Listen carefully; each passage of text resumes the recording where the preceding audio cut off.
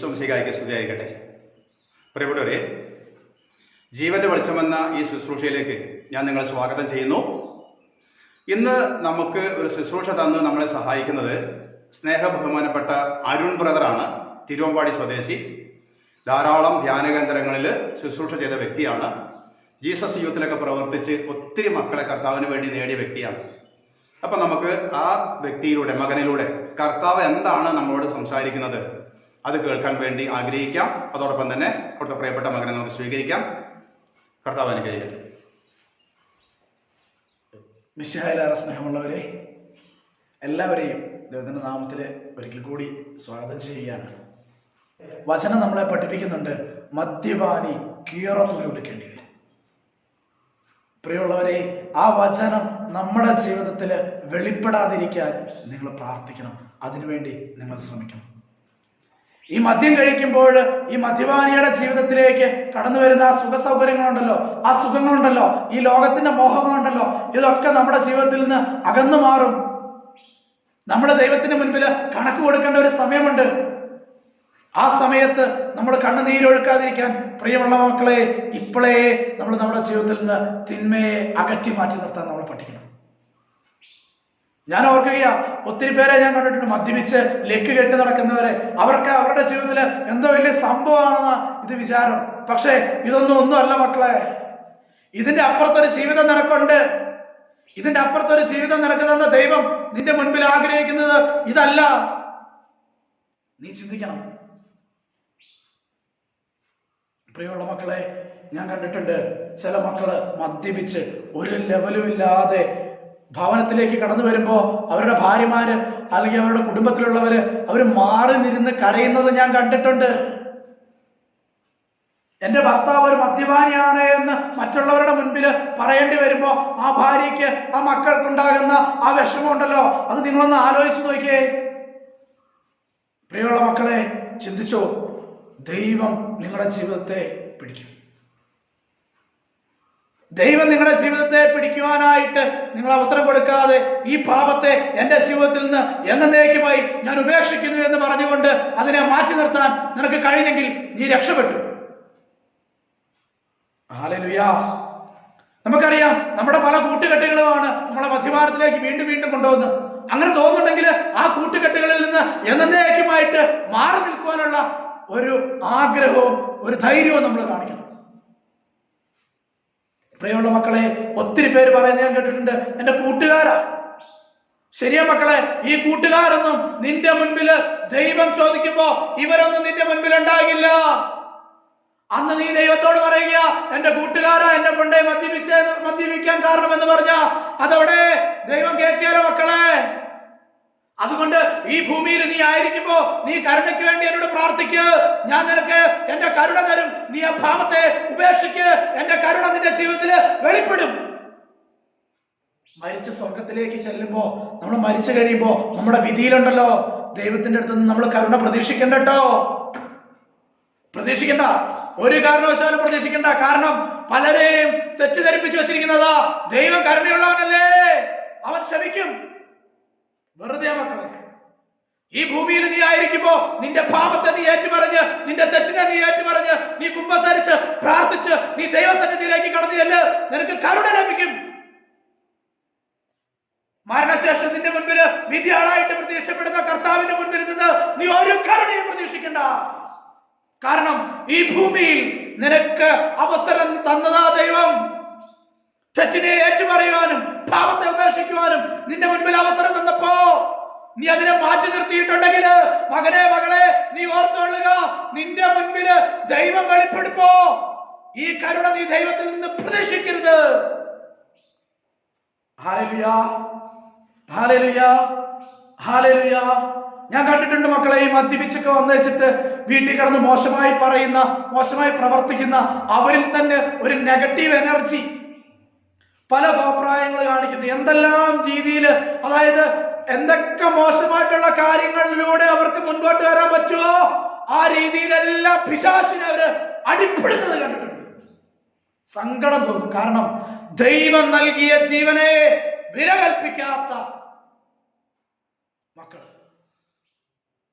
പ്രിയമുള്ള മക്കളെ, ഒന്ന് ചിന്തിച്ചു നോക്ക്. ഈ ജീവിതത്തില് നീ മദ്യപിച്ച് നടക്കുമ്പോ, നീ വലിയ ആളായിട്ട് നടക്കുമ്പോ, നീ ഒന്ന് ചിന്തിച്ചു നോക്കേ. നീ വലിയ മദ്യപാനിയാണ്, നീ വലിയ ആളാണെന്നൊക്കെ നീ ചിന്തിക്കുന്നുണ്ടെങ്കിൽ നീ ഒന്ന് ചിന്തിച്ചു നോക്കേ. അടുത്ത ഒരു മിനിറ്റ് നിനക്ക് ദൈവത്തെ കൂട്ടുപിടിക്കാതെ അല്ലെങ്കിൽ ദൈവത്തിന്റെ കരുണയില്ലാതെ എഴുന്നേറ്റ് നടക്കാൻ പറ്റുമെന്ന് നിനക്ക് ബോധ്യമുണ്ടോ? പിന്നെ എന്തിനാണ് മക്കളെ ഈ അഹങ്കരിക്കുന്നത്? പ്രിയമുള്ള മക്കളെ, നമ്മൾ ചിന്തിക്കേണ്ട ഒരു കാര്യം നമ്മൾ ചിന്തിക്കണം. കാരണം ദൈവത്തിന്റെ കരുണ കൊണ്ട്, ദൈവത്തിന്റെ സ്നേഹം കൊണ്ടാണ് ഇന്ന് ഞാൻ ഇവിടെ ആയിരിക്കുന്നതെന്ന് നീ ചിന്തിക്കണം.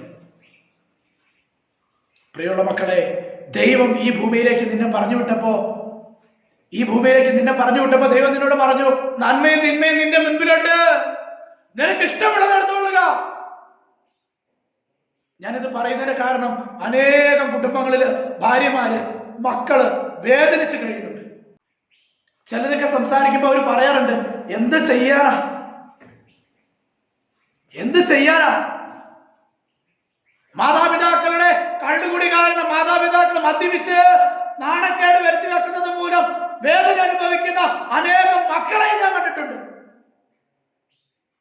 പ്രിയമുള്ള മക്കളെ, നിങ്ങൾ ചിന്തിച്ചോ, നാളെ പ്രായമാകുമ്പോൾ നിങ്ങളെ നോക്കേണ്ട മക്കളുടെ മുൻപിൽ നിങ്ങൾ ഇതാണ് കാണിച്ചു കൊടുക്കുന്നതെങ്കിൽ ആ മക്കൾക്ക് എങ്ങനെ മാതാപിതാക്കളെ സ്നേഹത്തോടെ ബഹുമാനിക്കാനും ആദരിക്കാനും അവരെ ശുശ്രൂഷിക്കാനും കഴിയും?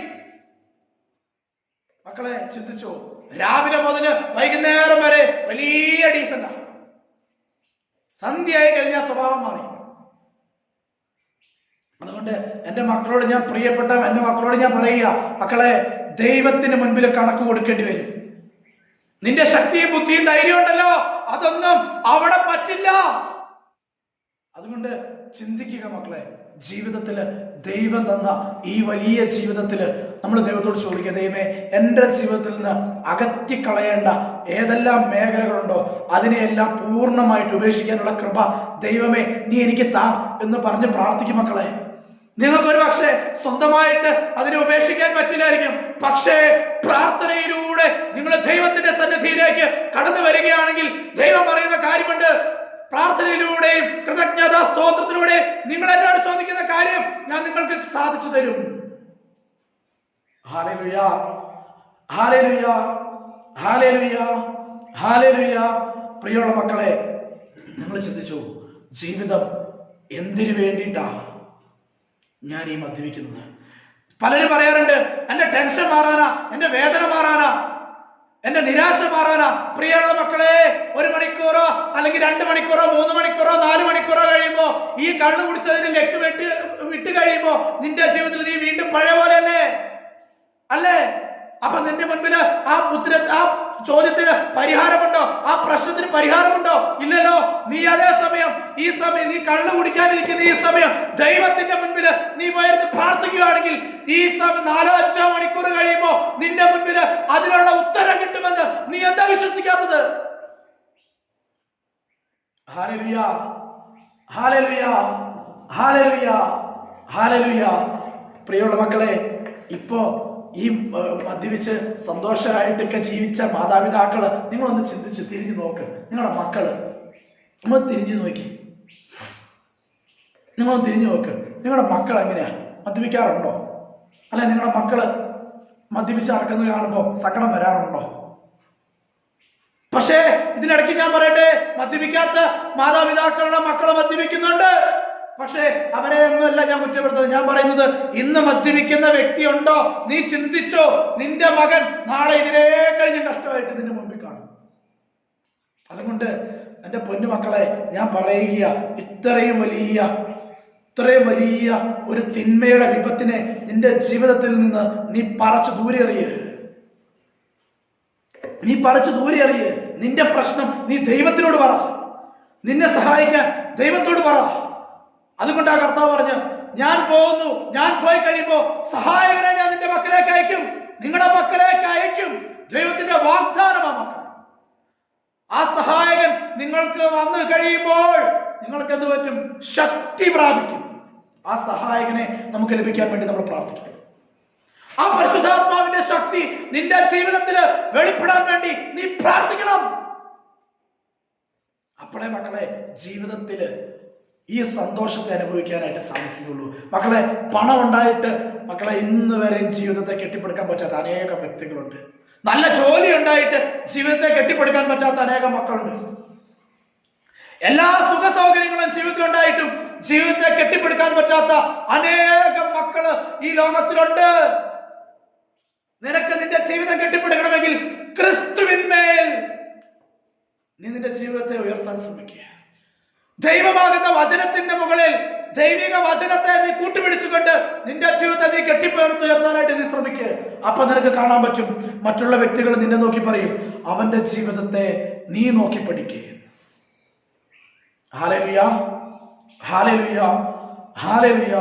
പ്രിയമുള്ള മക്കളെ, ഇതൊക്കെ പറയുമ്പോഴും എൻ്റെ ഉള്ളിൽ ഒത്തിരി സങ്കടമുണ്ട്. കാരണം എന്താണെന്ന് വെച്ചാൽ, അതായത് ഈ കാലഘട്ടത്തിൽ അതായത് സ്വന്തം നിർത്താൻ ഈ പാപത്തെ ഉപേക്ഷിക്കണമെന്ന് ചിന്ത പോലുമില്ലാത്ത നമുക്ക് ദിനം പ്രതി നമ്മുടെ നാടുകളിൽ നമ്മൾ ചിന്തിച്ചു നോക്കിയേ, എന്തെല്ലാം അനുഭവങ്ങൾ നമ്മുടെ ജീവിതത്തിൽ ഉണ്ടായിട്ടും നമ്മൾ ഈ മദ്യപാനത്തിൽ നിന്നോ അല്ലെങ്കിൽ മയക്കുമരുന്ന് ഉപയോഗിക്കുന്നതിൽ നമ്മൾ പുറകോട്ട് പോയിട്ടുണ്ടോ? ഏതെങ്കിലും ഒരു ആഘോഷം വരുമ്പോൾ നമുക്ക് മദ്യം ഏറ്റവും പ്രധാനമായിട്ട് നമ്മൾ കൊണ്ടു നടക്കാറുണ്ടല്ലോ. അപ്പം മരിച്ചാലും അമ്മ മരിച്ചാലും മദ്യം നമ്മുടെ ജീവിതത്തിൽ ഏറ്റവും പ്രധാനമായിട്ട് നമ്മൾ കൊണ്ടു നടക്കാറുണ്ടല്ലോ മക്കളെ. മാതാപിതാക്കൾ മരിച്ച് 41 അന്ന് മക്കള് മാതാപിതാക്കളുടെ മരണസമയത്ത് മരിച്ചതിനെ ഓർത്ത് മരിച്ചുപോയതിനെ ഓർത്ത് സന്തോഷിക്കുകയാണ് നിങ്ങൾ ചെയ്യുന്നത്? അതോ ആ മാതാപിതാക്കൾക്ക് വേണ്ടി, അവരുടെ ആത്മാവിന് വേണ്ടി, അവരുടെ നിത്യശാന്തിക്ക് വേണ്ടി നിങ്ങൾ പ്രാർത്ഥിക്കുകയാണോ ചെയ്യുന്നത്? ഞാൻ പലപ്പോഴും കണ്ടിട്ടുണ്ട്, അതായത് അപ്പം മരിച്ചാലും അമ്മ മരിച്ചാലും ആര് മരിച്ചാലും മദ്യം മദ്യം മദ്യം മദ്യമേ ജീവിതം. അതുകൊണ്ട് ചിന്തിച്ചുകൊള്ളുക, നാളെ നീ മരിച്ചു കിടക്കുമ്പോ നിന്റെ മകൻ നിന്റെ തലയ്ക്ക് മുമ്പിൽ വന്ന് നിന്നിട്ട് കരയുമ്പോ നീ ഓർത്തോ, അവൻ ഇതിനെ കഴിഞ്ഞും കഷ്ടമായിട്ട് കുടിച്ചിട്ടായിരിക്കും നിന്റെ മുൻപിൽ വന്നു കരയുന്നത്. അതുകൊണ്ട് നീ ചിന്തിച്ചോ, ഇന്ന് നിന്റെ മുൻപിൽ അവസരം തരികയാ ദൈവം. പ്രിയമുള്ള മക്കളെ, ഈ ടോക്ക് കേൾക്കുന്ന ഏതെങ്കിലും വ്യക്തികളുണ്ടെങ്കിൽ അവരോട് ഞാൻ പറയുക, അവരിതുപോലെ മദ്യപാനത്തിന് അടിപ്പെട്ടു പോയ മക്കളാണെങ്കിൽ നിങ്ങളോട് ഞാൻ പറയുക, നിങ്ങളുടെ ഇടവക പള്ളിയിൽ അച്ഛന്റെ അടുത്ത് പോയി കുമ്പസാരിച്ചിട്ട് നിങ്ങൾ പ്രാർത്ഥിക്കാൻ തുടങ്ങുക. നിങ്ങളെ സഹായിക്കാൻ പരിശുദ്ധാത്മാവിനെ ദൈവം നിങ്ങൾക്ക് തരും. അപ്പോൾ നിങ്ങൾക്ക് ഈ പറയുന്ന പിശാചിനെ അകറ്റി നിർത്താൻ സാധിക്കും. അതല്ലാതെ നിങ്ങളുടെ സ്വന്തം ശക്തിയിലും ബുദ്ധിയിലും ആശ്രയിച്ച് മുമ്പോട്ട് പോയ മക്കളെ, പിശാച് പടിവാതിക്കൽ കാത്തിരിക്കുന്നു എന്നാണ് പറഞ്ഞത്. നിങ്ങളുടെ പടിവാതിക്കൽ കള്ളനെ പോലെ കാത്തിരിക്കുന്ന ഒരു പിശാച് ഉണ്ട് എന്ന് നിങ്ങൾ ആലോചിച്ചു.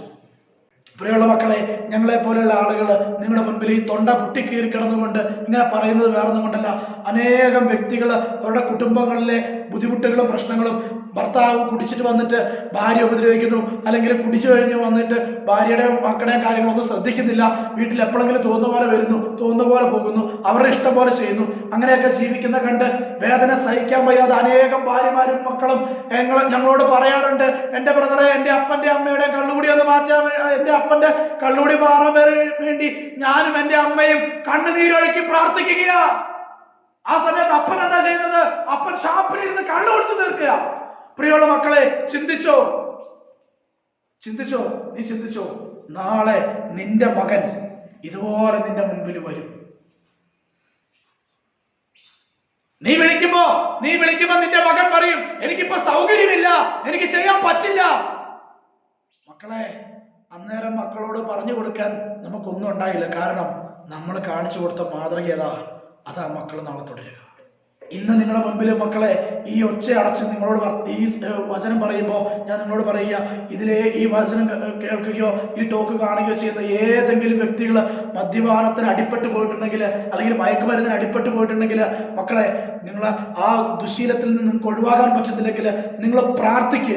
ദൈവത്തിന്റെ സന്നിധിയിൽ നിങ്ങളെ സമർപ്പിക്കുക. എന്നിട്ട് പറ, എൻ്റെ അപ്പ, എനിക്ക് ഈ പാപത്തിൽ നിന്ന്, ഈ പാപത്തിന്റെ കെട്ടിൽ നിന്ന് എനിക്ക് രക്ഷപ്പെടാൻ എനിക്ക് സ്വന്തം എൻ്റെ ശക്തി കൊണ്ടോ ബുദ്ധി കൊണ്ടോ ഒന്നും പറ്റില്ല, നീ എന്നെ സഹായിക്കാൻ പറ. അപ്പോൾ നിനക്ക് സഹായകനായ പരിശുദ്ധാത്മാവിനെ നിന്നിലേക്ക് അയക്കുന്ന ഒരപ്പനെ നീ കണ്ടുമുട്ടും. ആ വ്യക്തിയുടെ പേരാണ് യേശുക്രിസ്തു. Hallelujah, hallelujah. ഈശോയിലേറെ സ്നേഹമുള്ള മക്കളെ, ഇത്രയും നിങ്ങളുടെ മുൻപിൽ പറയുമ്പോഴും എൻ്റെ ഹൃദയത്തിൽ ഒത്തിരി സന്തോഷമുണ്ട്. കാരണം ഈ കാലഘട്ടത്തിൽ നിങ്ങളോട് ഈ മദ്യപാനത്തെ കുറിച്ചും മയക്കുമരുന്നിനെ കുറിച്ചും പറയാൻ നമുക്കൊക്കെ ചിന്തിച്ചറിയാം. നമ്മുടെയൊക്കെ ഈ ലോകത്തിന്റെ പ്രത്യേകത എന്താ? എല്ലാ തോന്നിവാസങ്ങൾക്കും കൂട്ടുനിൽക്കാൻ ആളുണ്ടാകും, എല്ലാ തോന്നിവാസങ്ങൾക്കും. പക്ഷെ ദൈവിക കാര്യങ്ങളിൽ നിന്നെ ഒന്ന് കൂട്ടിപ്പിടിക്കാൻ ഒരു വ്യക്തി പോലും വരില്ല.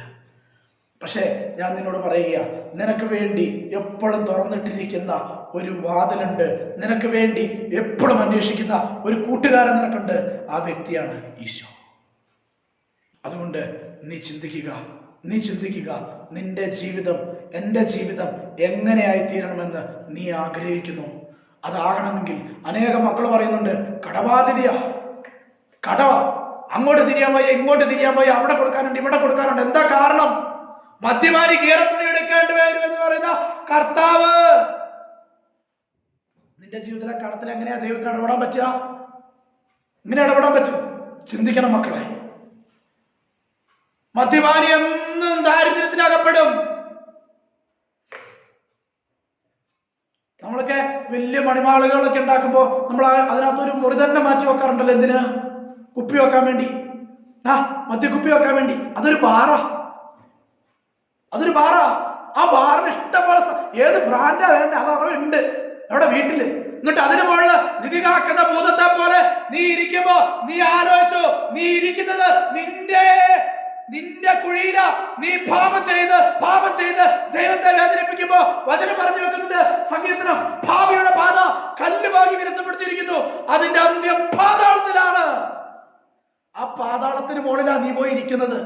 നീ വിചാരിക്കും ഞാൻ വലിയ വീടുണ്ടാക്കി, വലിയ സൗകര്യം ഉണ്ടാക്കി, അതിനുള്ളിൽ ഇങ്ങനെ ഇരിക്കുന്നു, എനിക്കൊരു കുഴപ്പവും വരില്ല, എല്ലാം ഉണ്ട്. മറ്റുള്ളവർ വേദനിക്കുമ്പോൾ എനിക്കൊരു കുഴപ്പമില്ല. കാരണം എന്താ? ഞാൻ സേഫാ.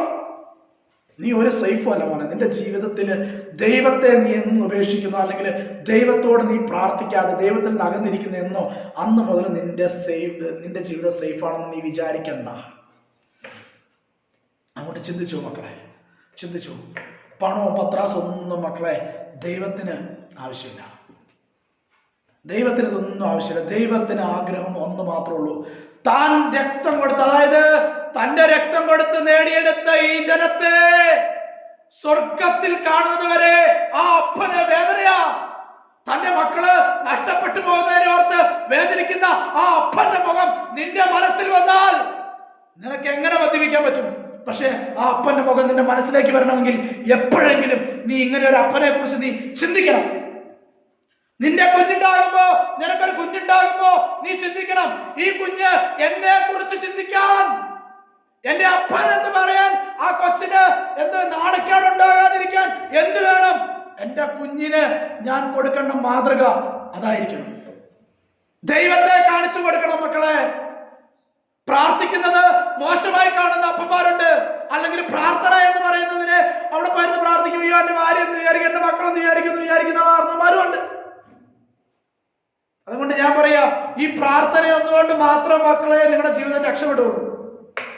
പരിശുദ്ധ കുർബാന കൊണ്ടേ നിങ്ങളുടെ ജീവിതത്തിന് എന്തുള്ളൂ? രക്ഷയുള്ളൂ.